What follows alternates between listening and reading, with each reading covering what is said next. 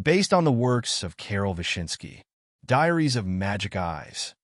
August 28th. Dear Diary, I made it. They accepted me as a mercenary. Although it turned out differently than I expected, I am still happy. I went to the guild in the morning and went to the reception. There was a man behind the counter. He greeted me with these words, "Hello, beautiful lady. What can I do for you? Would you like to report a commission?" I got the impression that he was trying to hit on me, but never mind.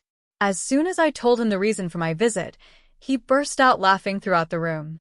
I felt so embarrassed that I wanted to sink into the ground.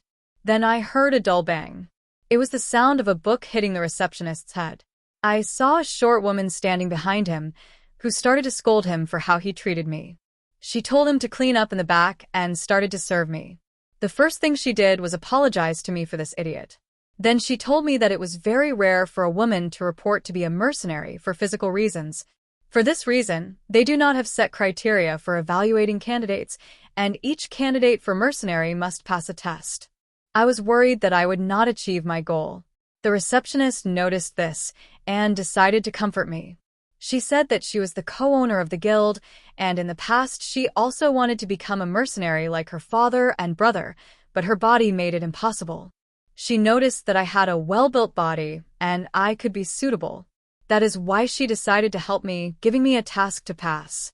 I was to take a little girl to her grandmother's house because the presence of wolves had been noticed in the forest recently.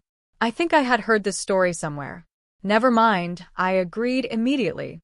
Some time later, the receptionist brought the girl dressed in a cloak with a hood and a basket in her hands. The two of us set off. The hike passed without the slightest problems, and to make the time pass faster, we talked the whole time.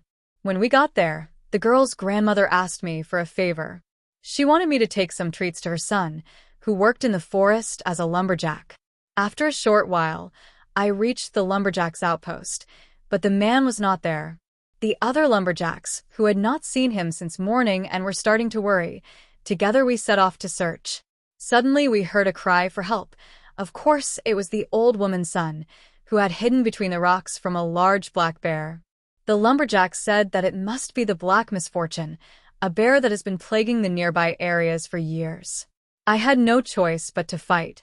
I ordered that as soon as I dragged the beast away, I helped the trapped man.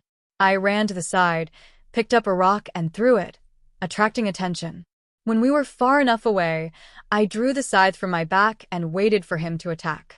He raised his large body to crush me, then I used magic eyes to gain a chance. Avoiding his paws, I let him impale me on the tip of my scythe, jumping away at the last moment, avoiding being crushed. The lumberjacks couldn't believe what they saw. The black misfortune had been defeated. They said that thanks to me, many souls could now find peace. It was nice, but I couldn't be happy. I felt bitterness flowing from the fact that I had stained my hands with blood again. In the evening, when I returned to the guild, I was greeted with applause. As you can see, news travels quickly. The receptionist said that there was a high-ranking contract for this bear, so not only could I become a mercenary, but I could also be promoted immediately.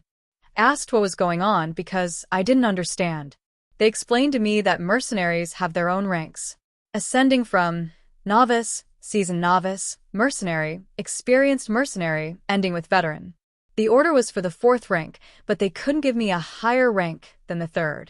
In spite of everything, I was so happy that I forgot that my scythe had completely broken. Fortunately, I received a generous bag of money as a reward for defeating the beast. The receptionist also whispered to me that she had arranged a discount at the blacksmith's in exchange for my help. So I intend to equip myself thoroughly tomorrow, as befits my rank.